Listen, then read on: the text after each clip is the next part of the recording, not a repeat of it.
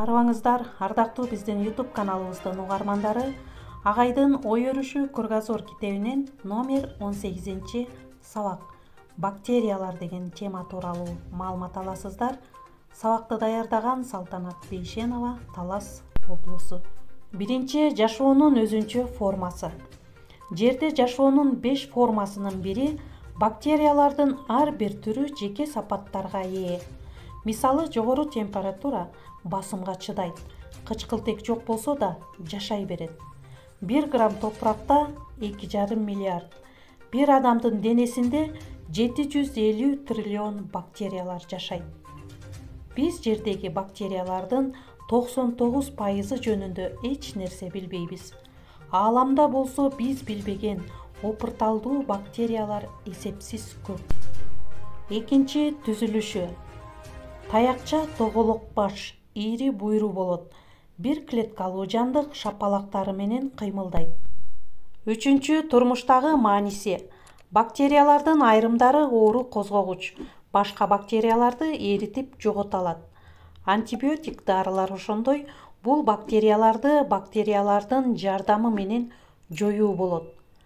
Алар гендердеги көп сандаган өлчөмдө дал өзүндөй кылып копиялаштырып бере алат. Аны клон деп да айтышат. Же организмдин белгилүү бөлүгүн, бүтүн бөлүгүн жаңыдан жарата алат. Төртүнчү, жеңилбес бактериялар.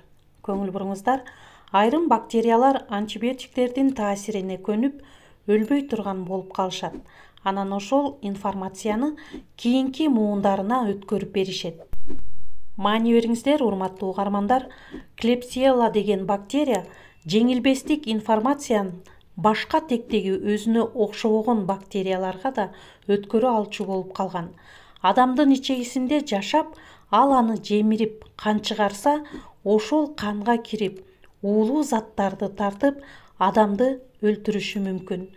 Бир адам эмес, тез жугуу аркылуу бир убакта көптөгөн адамдар кырылышы мүмкүн. Супербактериялар адамзат үчүн террористтерден да кооптуу. Аны жеңүүнүн жолу азыр колдонуп жаткан антибиотиктердин түрүн 10 жылда бир жолу ротациялоо болот. Анда эмесе, урматтуу угармандар, ушуну менен бүгүнкү чыгарылышыбызды жыйынтыктайбыз.